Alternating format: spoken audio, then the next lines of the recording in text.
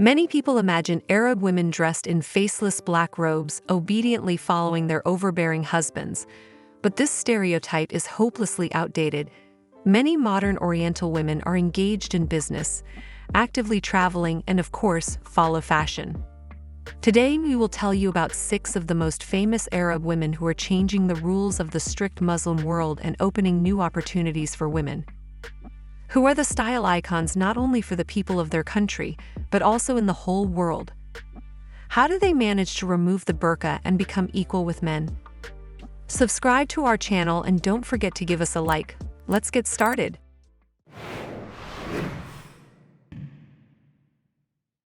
The first Oriental heroine to break the patterns is Saudi Princess Dena Abdulaziz. At 48, she looks like a 30-year-old woman. But the main thing is that millions of ladies aspire to imitate Dena's style, not only in the Arab world, but also in the West. Her name has been repeatedly included in the top of the most influential figures in the world's fashion industry, according to the Business of Fashion magazine. This would not be unusual if the princess didn't come from one of the most Muslim countries in the world, Saudi Arabia. It is commonly believed that women who go out on the streets of Riyadh without a burqa awaits universal condemnation. Dena clearly refutes this thesis. She confidently wears dresses that are extravagant even by European standards in her native country. The only closet item she rejects is shorts, as she believes that they do not make her look elegant. Dena was the first editor-in-chief of Vogue Arabia magazine. The princess sees her main task as the further liberation of women in the East. She is supported in this by her husband, Saudi Prince Sultan Al Saud. He supports her in her work and fashion projects. Paying tribute to tradition, Dena often wears a long dress abaya in Riyadh. But according to the woman, she will never give up her short haircut, which is highly unusual for an Islamic country. The strong-willed Princess Haya is the sister of the King of Jordan and the former wife of the ruler of Dubai. She began to break stereotypes already at a young age. Haya carried the flag of the Jordanian team at the Olympic Games in Sydney. And it was the first time that the flag of a Muslim country was carried by a woman. She won several medals in show jumping, which is considered a male sport. Haya has long been active in helping refugees and was Jordan's UN Messenger of Peace. Haya is the only woman in Jordan with a license to drive trucks. She has also admitted in interviews that she loves driving fast cars. The princess is a style icon not only for Arab women, but also for many European women. Fashion experts in one voice say that Haya has amazing taste in clothes. The outfits in which she appears in public are strict, but at the same time defiant. This is probably the main personality traits of the princess herself. After 13 years of marriage to the richest man in the Emirates, Sheikh Mohammed, Haya showed incredible freedom and managed to escape with her children to London.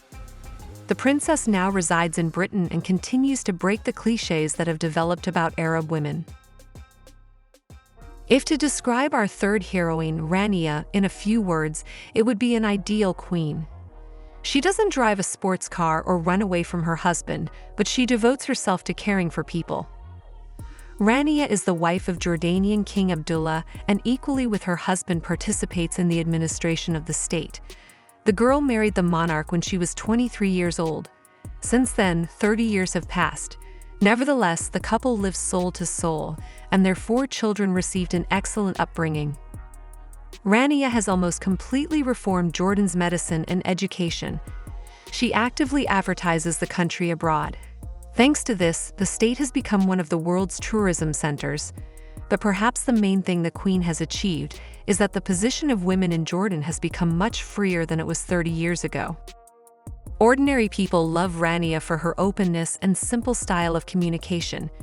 She does not tolerate pathos, and even in clothes, she prefers laconic outfits from Giorgio Armani. The only exception is shoes. The Queen has several pairs of shoes made of pure gold. Some of them are decorated with diamonds and topazes. The weight of each is more than 400 grams. Today, Rania is called one of the most influential and beautiful women in the Islamic world. Perhaps the most daring challenge to Eastern stereotypes was thrown by our next heroine, Moza bint Nasser. It happened in 1977, when the ancient traditions of the Arabian Peninsula were unshakable. Moza performed a miracle. Being a girl from a simple family, she entered the Qatar Institute, and even on a difficult specialty, sociology. Women's education in those days was frowned upon by Islamic society, but the girl's courage was appreciated by her future husband. His name is Hamad bin Khalifa. At the time of meeting Moza, he was the crown prince of Qatar. At the age of 16, the girl became a member of the royal family, and in 36 she became queen. In this status, Moza accomplished the impossible again. By participating in governance, she achieved the right of Qatari women to vote, drive, and hold leadership positions. The country is now ruled by her son Tamim, but Moza continues to run things. She is fantastically loved by her subjects, especially the women. In Qatar, she is known as the Queen of Hearts. She has never worn hijabs, preferring the turban and stylish clothes from Valentino, Jean-Paul Gaultier, and Chanel. The unusual woman tries to instill a taste for modern clothes and freedom in all Qataris. Amira Al-Taweel. She is called the Lady Diana of the Middle East. Their destinies are indeed similar. Amira was born into a simple family. Working as a journalist, she met by chance the Prince of Saudi Arabia, Al-Walid bin Talal. Everything went on as in a fairy tale, ardent love and a loud wedding. It would seem that after that the woman should enjoy life and lead a social life. However, Amira's soul required development and helping others. She graduated from the University of New Haven, becoming a professional executive. Returning to Saudi Arabia, Amira began to fight for women's rights. Interestingly, she motivated them to free behavior by her own example. In particular, she defiantly refused to wear hijabs and closed dresses. Amira, along with other activists, have long fought for women's right to drive, and in 2018 they succeeded. Arabian women were finally allowed to get behind the wheel. Amira and Al-Walid divorced as they couldn't have children. Nevertheless, the woman is universally loved in her country and is considered a style icon by local women. The latest heroine of our story is born Princess Dena Al-Khalifa of Bahrain. She grew up in a royal palace, receiving a purely Islamic upbringing. Knowing only this about her, it is easy to visualize the image of a woman wrapped in a black-covered garment who walks with her eyes downcast. Meanwhile, when the girl turned 25, she won her first award from Harper's Bazaar magazine in the category of Best Dressed. This is due to the fact that since the time of studying at the Royal College of Britain, the girl was seriously interested in fashion. She retained her passion when she returned to Bahrain. Today, the girl runs one of the world's best fashion blogs, The Overdressed. She regularly participates in shows by Louis Vuitton and Dolce & Gabbana, and periodically appears on the covers of world-famous fashion magazines. But most importantly, the woman persistently promotes stylish clothes in her homeland. Making Arab women beautiful, according to Dena, is her lifelong dream. 6 beautiful women, 6 wonderful destinies. They are united by their desire for freedom, individuality, and independence.